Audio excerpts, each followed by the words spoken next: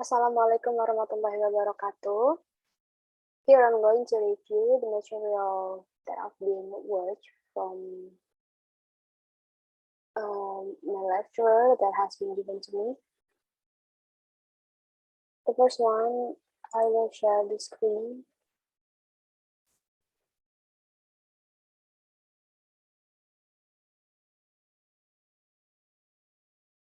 Now we turn to the first section, nature and purpose of cost and management accounting. From the various work that I've been read, I will define what is cost accounting mean. So the cost accounting has been defined by many accounting scholars in various forums. There is no one model-like definition of cost accounting, but the various definitions all apply to certain common aspects about the subject. So below are some definitions by certain authorities. That part of management accounting which establishes budgets and standards costs and actual cost of operations, processes, departments, or products are and the analysis of variances, profitability or social use of funds.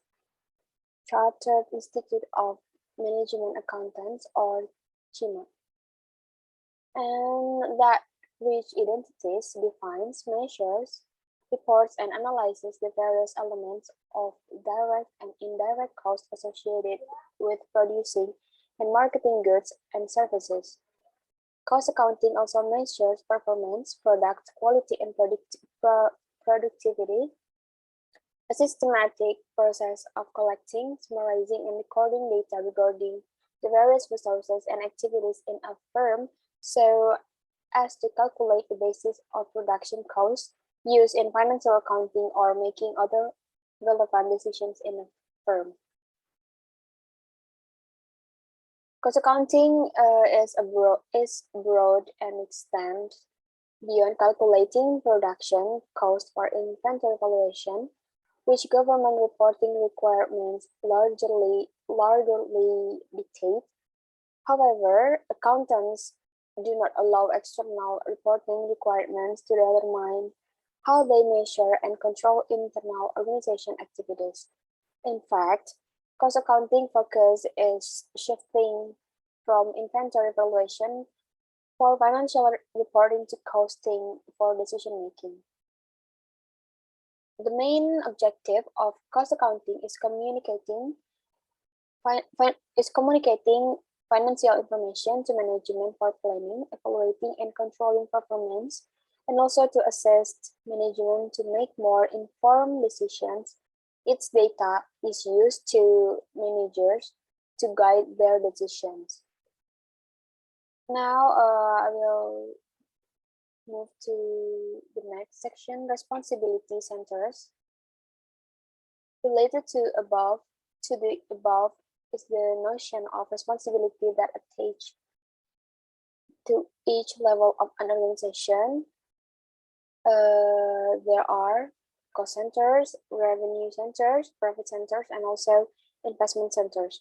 The first one is cost centers, responsible for current expenses only. The second one, revenue centers, responsible for revenues but not current expenses other than marketing expenses. The third one, profit centers, responsible for revenues and current expenses. And the last one, investment centers, responsible for revenues, current expenses, and capital expenditure. The purpose of identification, measurement, accumulation, analysis, preparation, interpretation, and reporting of information used by management to set targets, plan resource allocation, evaluate investment choices, and monitor or control the operating performance and the orderly conduct of the business. Differences in purpose and scope compared to financial accounting. The first one, aim at internal users, as opposed to financial accounting, which is aimed at external stakeholders. The second one focus on present and future performance as opposed to financial accounting, which reports past performance. And the last one, not required by law and not regulated by accounting frameworks as opposed to financial accounting, which is a legal requirement and is regulated by accounting frameworks. So that's all from me. Wassalamualaikum warahmatullahi wabarakatuh.